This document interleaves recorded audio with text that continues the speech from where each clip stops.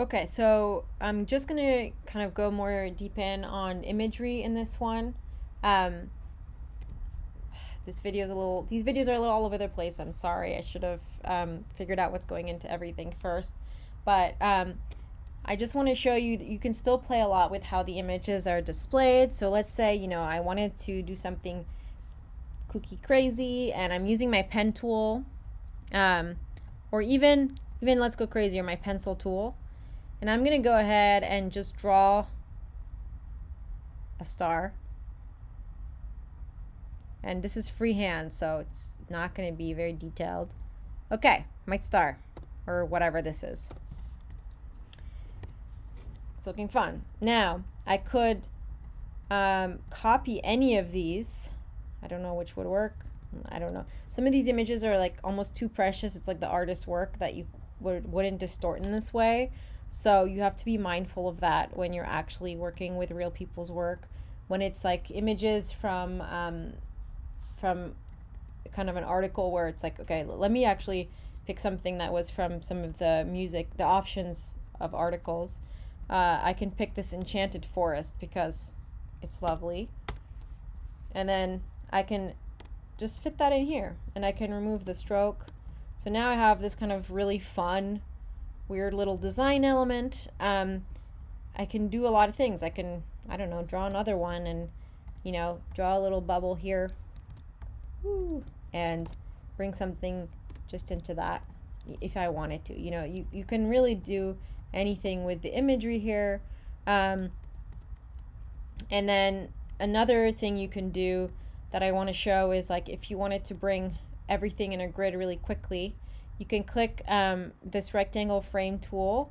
And I'm just going to drag down on here. It could be anywhere. And when I'm dragging down, so I'm dragging down and I'm holding. So I'm not letting go. I'm not just clicking. I'm holding down and I'm holding my mouse. In my case, it's my mouse pad. And then I'm clicking arrows up and arrows corners. And I could kind of go until I match my actual grid. So here we go. Now I have a bunch of little things. I could fill these out. It's like a really quick way of creating a grid. And I could kind of fill it out and decide, oh, I don't want to fill them all, but I want some of them filled. I don't know, making a fun little layout. And then if I do Command D, so that brings up your pop-up for placing something in. I could click all of them, maybe not this one, and then just click into it directly. And so it would have kind of this pre-created pattern, and I can just immediately say go into whatever these things are.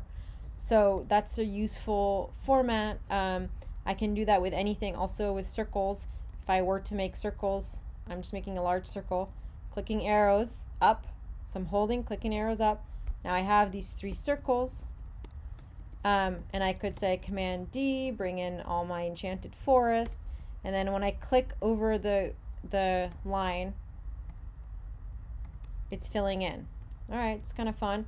Ooh, and now I can say wrap around or wrap around object shape.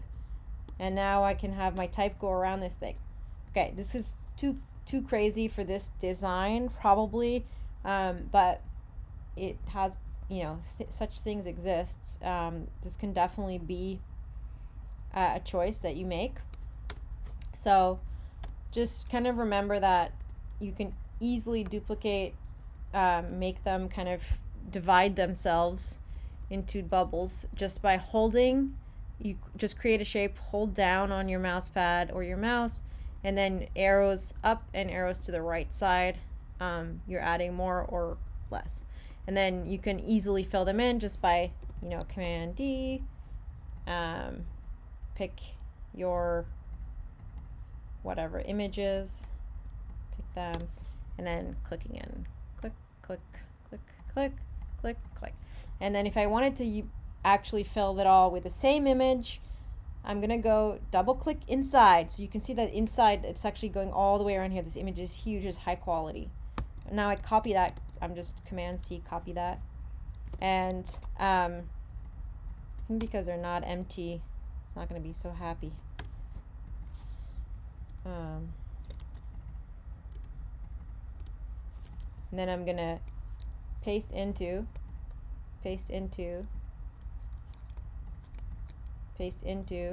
and it's kind of altering, it's pasting it exactly where the actual image is, but because my little drawings my shapes are in different places, that's going to be different. So let's say I want to actually see this person's face. Paste into this.